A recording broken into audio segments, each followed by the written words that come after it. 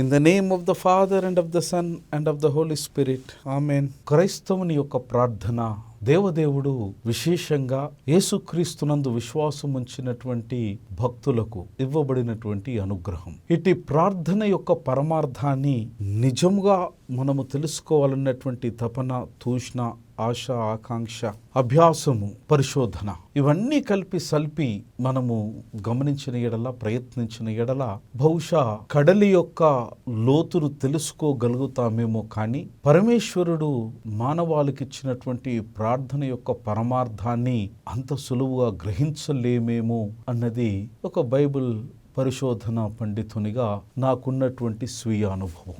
పరిశుద్ధుడైనటువంటి దేవుని బిడ్డ, దేవుని భక్తులు యేసుక్రీస్తు ఇచ్చినటువంటి ఇట్టి బహుమానమైనటువంటి ప్రార్థనలో 9 దేవదేవుని యొక్క ప్రార్థనకు ఉపక్రమించక ముందు 9 ప్రాథమికమైన వేదములో సెలవివ్వబడినటువంటి ప్రార్థన స్వభావాలను నేను మీతో పంచుకోవాలి. ప్రార్థనకు ఎంతో నిష్ఠతో, ఎంతో నిబద్ధతతో, ఎంతో నిజాయితీతో, భయముతో, భక్తి ప్రపత్తులతో ప్రార్థనకు ఉపక్రమించేటువంటి భక్తులు ఈ 9 విషయాలను తప్పనిసరిగా ప్రార్థనలో ఉపక్రమించక ముందు, ఉపక్రమించిన అనంతరం ఇవి మన యొక్క మనస్సులో, మస్తిష్కంలో నిశ్చయముగా కదిలి ఆడగలిగితే పవిత్ర గ్రంథమైనటువంటి వేదములో ఇటు ప్రార్థనకి ఇవ్వబడినటువంటి స్వభావాన్ని, సర్వేశ్వరుడైనటువంటి దేవదేవుని యొక్క సౌందర్య సుగుణ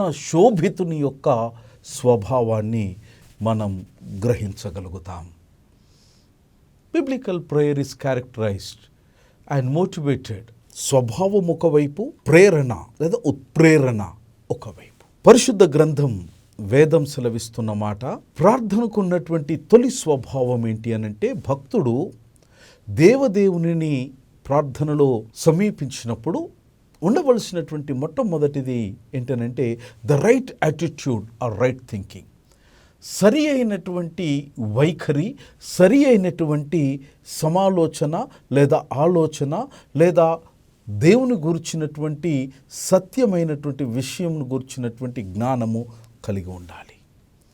ఇందులోనే భాగం ఏంటనంటే దేవదేవుని యొక్క అనంతమైనటువంటి గొప్పతనాన్ని మనము సంగ్రహించగలిగే స్థితిలో ఉండాలి.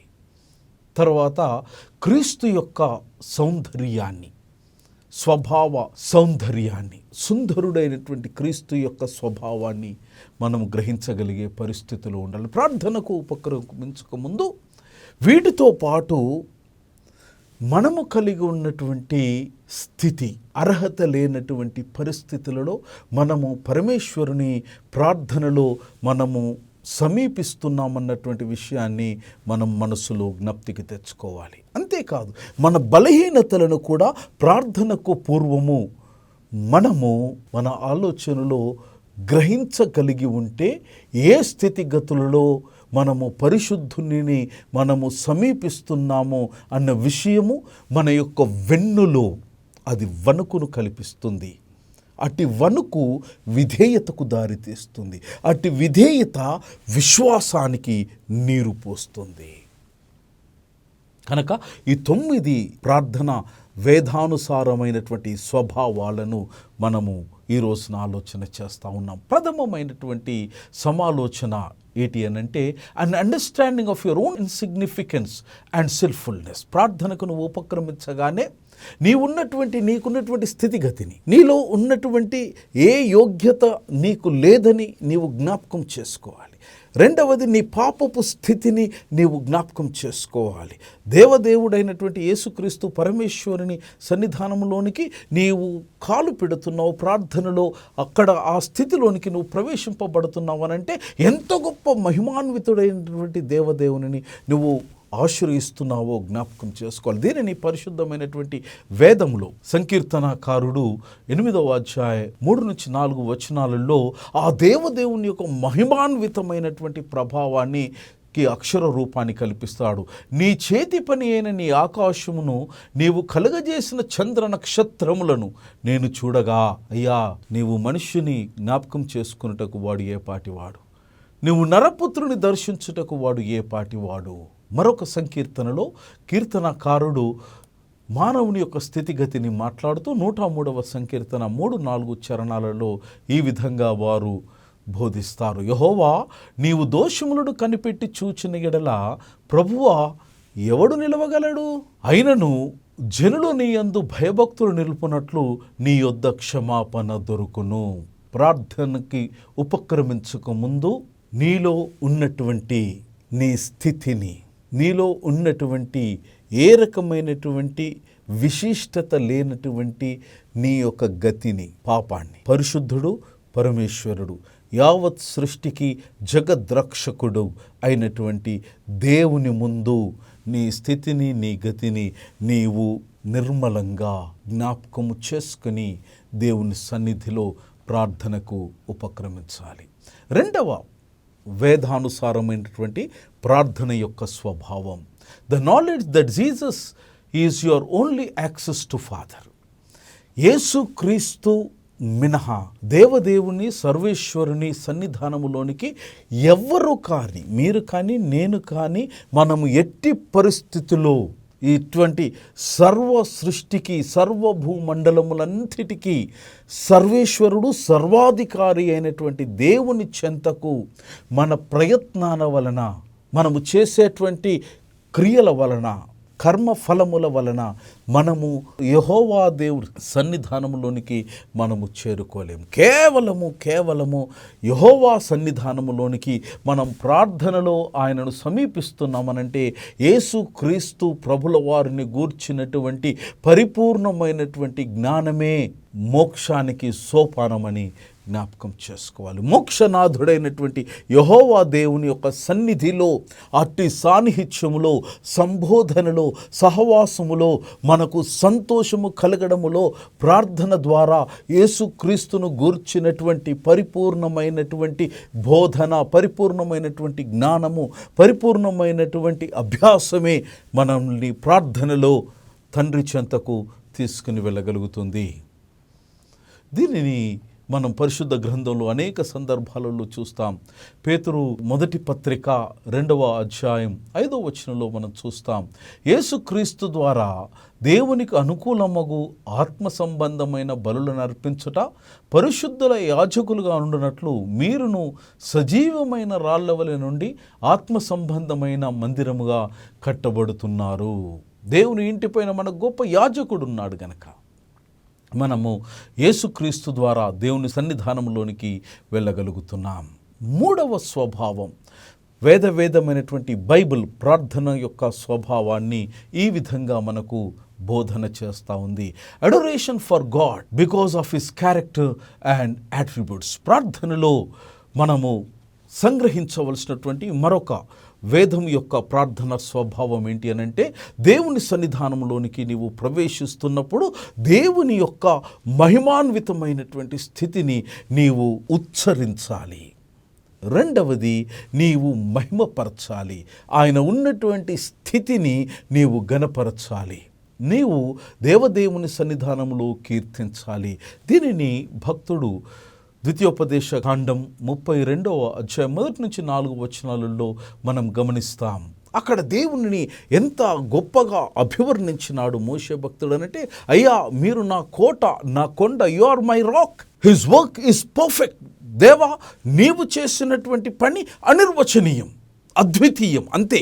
మీరు ఏది చేసినప్పటికీ దానిలో లోపం అనేది భూత అద్దము పెట్టుకొని నేను వెతికినా అందులో దొరకదు. ఇట్ ఈస్ అబ్సల్యూట్ పర్ఫెక్ట్ అని దేవునిని మహిమపరుస్తున్నాం. రెండవది, నీ మార్గాలన్నీ న్యాయం సమ్మతమైనటువంటి మార్గాలే. తర్వాత మీ విశ్వసనీయత ముందు ఎవడు నిలగలడు? మీ లోపల లేశమంతైనను అన్యాయము, అక్రమము, అధర్మము అనేది ఎక్కడా కూడా నేటి వరకు కనుగొనబడలేదు. ఎంత గొప్ప దేవునివయ్యా నువ్వు. We need to adore God because of his character and attributes. ఆయనకు ఉన్నటువంటి సుందరమైనటువంటి సుగుణ శోభితుండైనటువంటి సృష్టికర్త దేవుని యొక్క సౌందర్య స్వభావాలను మనము శ్లాఘించాలి. నాలుగవ ప్రార్థన యొక్క స్వభావం ఏంటనంటే, joyful praise for God's work in creation and redemption. దేవుని యొక్క సృష్టిలో దేవుడు చేసినటువంటి ఆ మహా గొప్ప సృష్టి కార్యాన్ని, పడిపోయినటువంటి మానవ జాతిని ఉద్ధరించినటువంటి పరిస్థితిని మనము జ్ఞాపకం చేసుకోవాలి. అయ్యా, దీనిని పరిశుద్ధ గ్రంథంలో భక్తులు అనేక విధాలుగా దేవదేవుని కీర్తించినారు, అనేక విధాలుగా దేవదేవుని మహిమపరిచినారు. ప్రభువా, మా దేవా, నీవు సమస్తమును సృష్టించితివి, నీ చిత్తమును బట్టి అవి ఉండెను, దానిని బట్టియే సృష్టింపబడెను.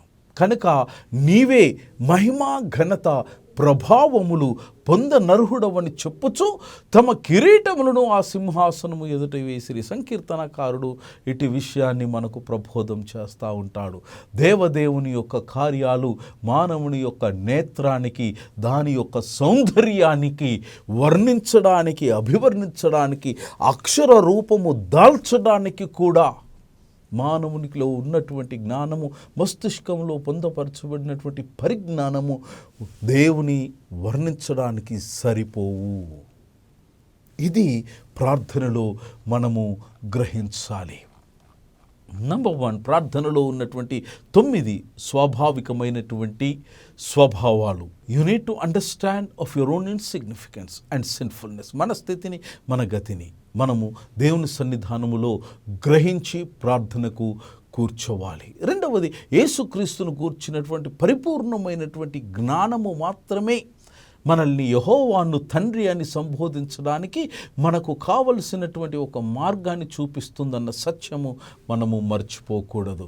మూడవది, దేవుని యొక్క కార్యాలను, దేవుని యొక్క వ్యక్తిత్వాన్ని, దేవుని యొక్క స్వభావాన్ని మనము మహిమపరుస్తూ ప్రార్థనలో మనం ప్రవేశించాలి. నాలుగవది, దేవుని యొక్క సృష్టి అంతటిని, పడిపోయినటువంటి సృష్టి యొక్క పునరుద్ధరణను దేవుడు ఏ విధంగా తన ప్రియకుమారుడైనటువంటి యేసుక్రీస్తును పంపించి పాపములో మ్రగ్గిపోతున్నటువంటి యావత్ సృష్టిని పునరుద్ధరించినాడు అన్నది జ్ఞాపకం చేసుకోవాలి. ఐదవది, thankfulness for God's kindness in giving every good thing.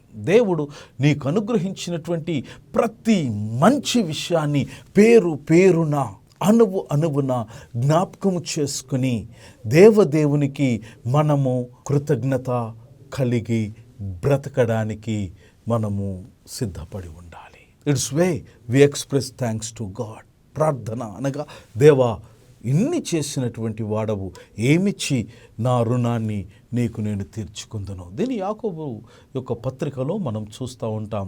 1వ అధ్యాయం 17వ వచనంలో, శ్రేష్టమైన ప్రతి ఈవియు, సంపూర్ణమైన ప్రతి వరమును, పరసంబంధమైనదై జ్యోతిర్మయుడగు తండ్రి యొద్ద నుండి వచ్చును.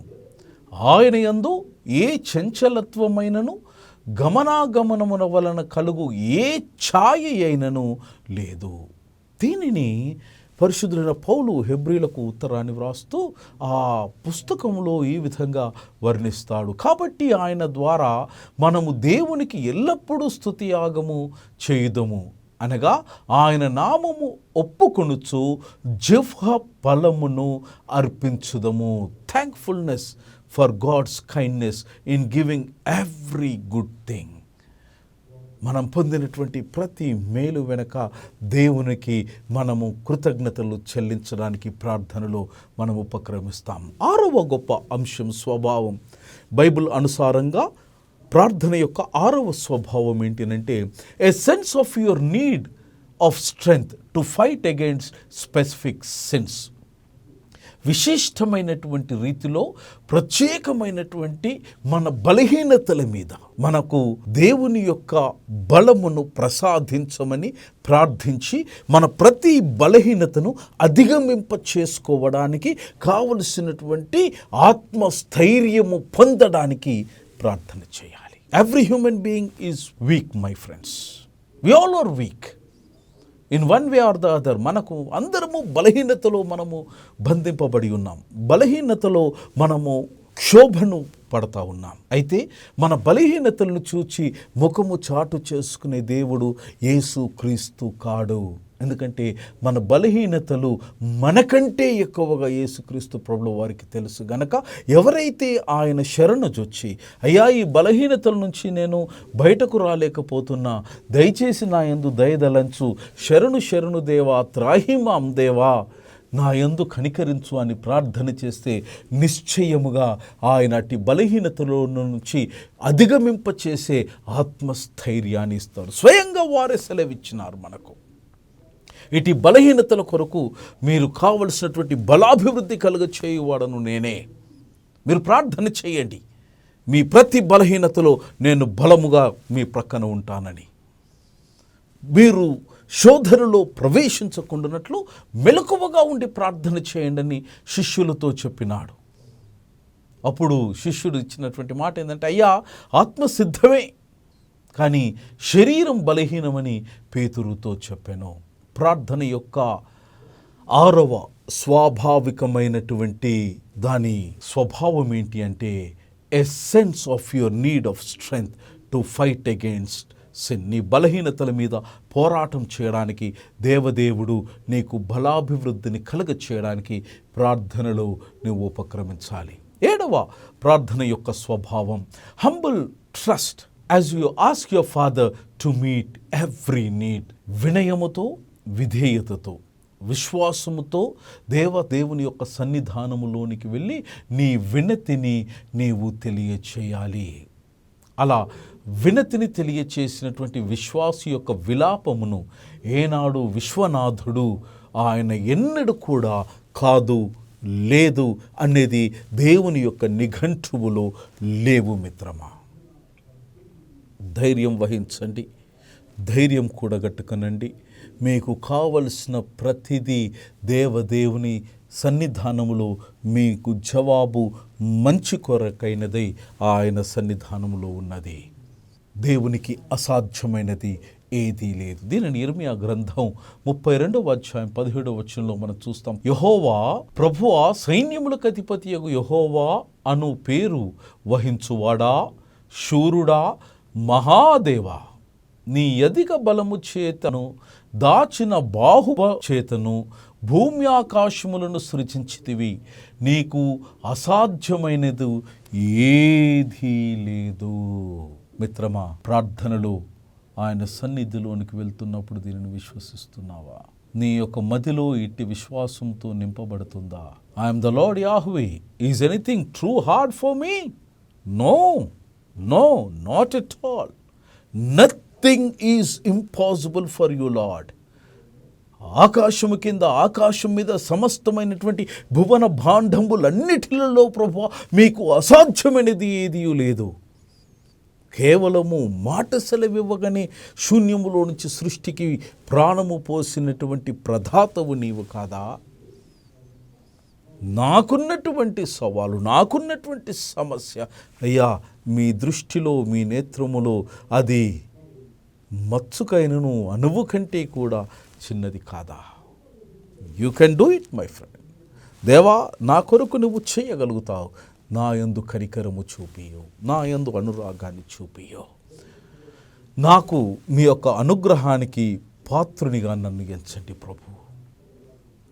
ఈ గొప్ప సత్యాన్ని హెబ్రీలకు రాయబడినటువంటి పత్రికలో భక్తుడు మనకు అనువైనటువంటి మన స్థితిగతిని వారు చక్కగా అభివర్ణిస్తారు. హెబ్రీలకు రాసిన పత్రిక 4వ అధ్యాయం 15వ వచనంలో, మన ప్రధాన యాజకుడు మన బలహీనతల యందు మనతో సహానుభవము లేనివాడు కాడు గాని సమస్త విషయములలో మన వలె శోధింపబడినను ఆయన పాపము లేనివాడుగా ఉండెను. ఆయన మన సమస్త బలహీనతల యందు మనతో సహానుభవము లేనివాడు కాదు, కానీ సమస్త విషయములలో నీ వలె, నా వలె, మన వలె శోధింపబడినను ఆయన పాపము లేనివాడుగా ఉండెను గనక నీ అనుభవము యేసు ప్రభుల వారికి కొత్తదేమీ కాదు. మీ అనుభవము యేసు ప్రభుల వారికి వింతైనది కాదు. కారణం ఏంటనంటే మన ప్రతి అనుభవాలలో యేసయ్య కూడా వారు ప్రయాణం చేసినారు, శోధింపబడినారు, బలహీనతల్ని వారు అధిగమించగలిగినారు. మనము అధిగమించాలి అనంటే మిత్రుడా, దేవదేవుని ఆశ్రయము పొందక తప్పదు. విధేయతతో, వినమ్రతతో విశ్వనాథుని చెంతకు మనము చేరుకోవాలి. 8వ బైబిల్ ప్రార్థన యొక్క స్వభావం ఏంటంటే a selfless burden to pray for others. ఇతరుల కొరకు ప్రార్థన చేయవలసినటువంటి గురుతరమైనటువంటి బాధ్యత, గురుతరమైనటువంటి ధర్మము.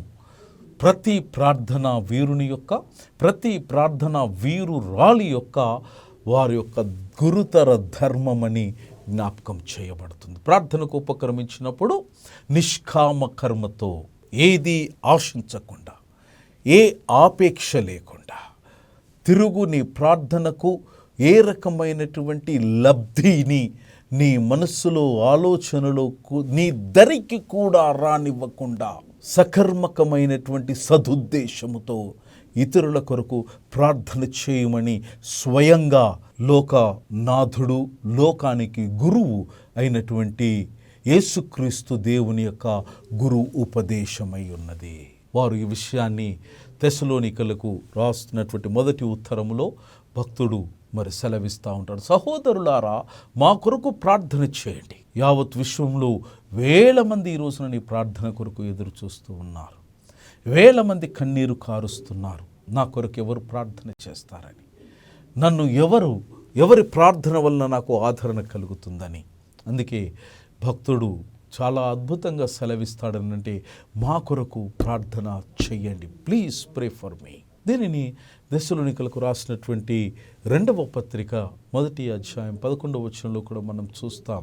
అందువలన మన దేవుని యొక్కయు ప్రభు అయిన యేసుక్రీస్తు యొక్క కృప చొప్పున మీ యందు మన ప్రభు అయిన యేసు నామము ఆయన యందును మీరును మహిమ పొందునట్లు మనము ప్రార్థన చేయ బద్ధులమై ఉన్నాం.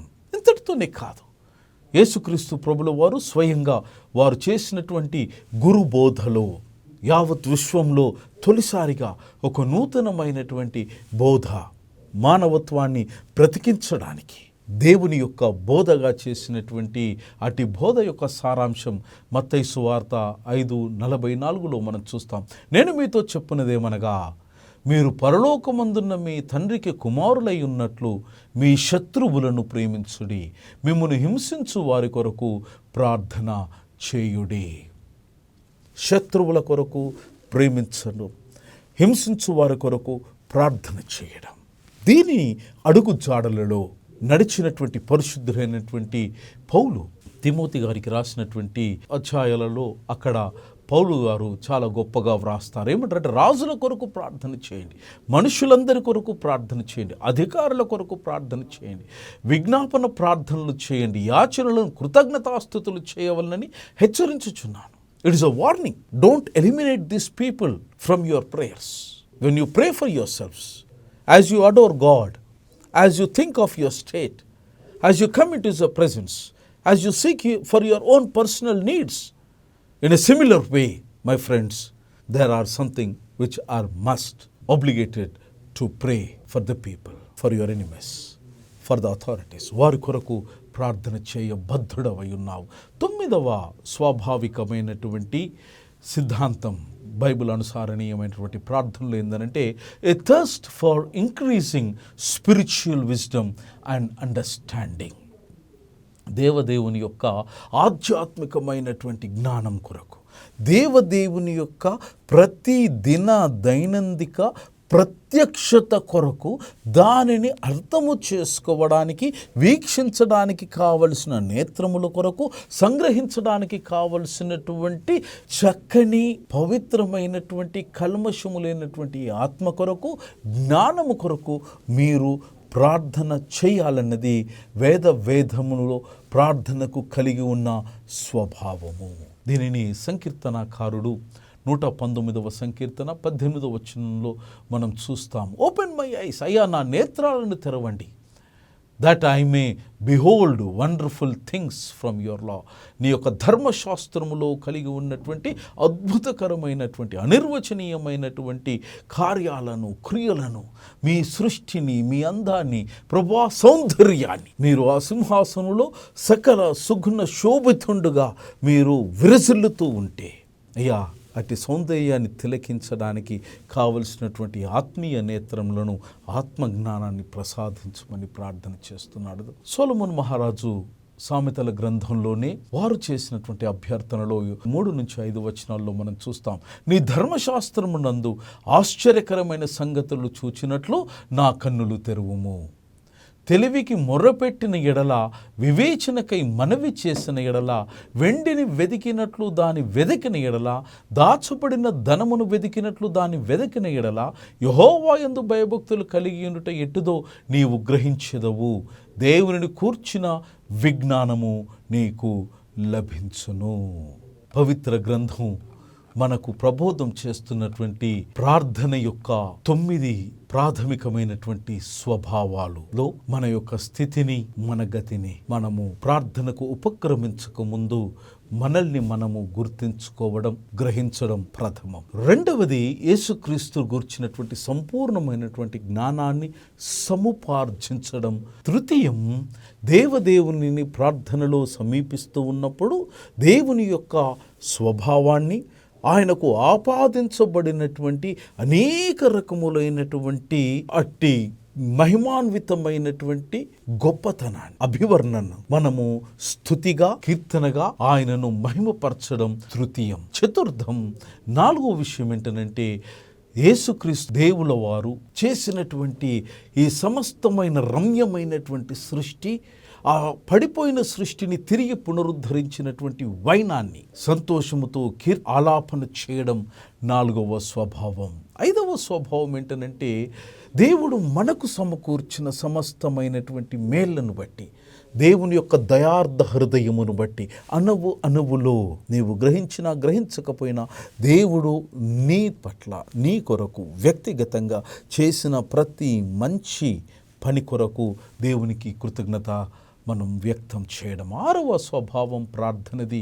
పవిత్ర గ్రంథం అనుసారంగా ఏంటంటే you need have a sense of your strength. మన బలహీనతలన్నిటి నుంచి కూడా బలాభివృద్ధి కలగచేయమని అర్థించడమే ప్రార్థన యొక్క 6వ స్వభావం. 7వ స్వభావం ఏంటంటే వినమ్రతతో, విధేయతతో, విశ్వాసముతో ఆయన సన్నిధానములోనికి ప్రవేశించడం.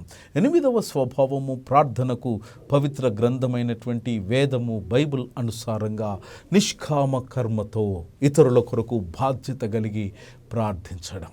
9వ స్వభావం చివరిది ఏంటంటే దేవుని యొక్క అత్యద్భుతమైనటువంటి ఆధ్యాత్మిక కార్యాలను, క్రియలను వినడానికి, వీక్షించడానికి, విశ్వసించడానికి, అభివర్ణించడానికి, ఆ రమ్యమైనటువంటి సృష్టికి రచించినటువంటి రాజైనటువంటి దేవుని యొక్క కార్యాన్ని మన హృదయములో మనము జ్ఞాపకం చేసుకొని తన్మయం పొందడానికి దేవుని యొక్క సహాయాన్ని అర్థించడము.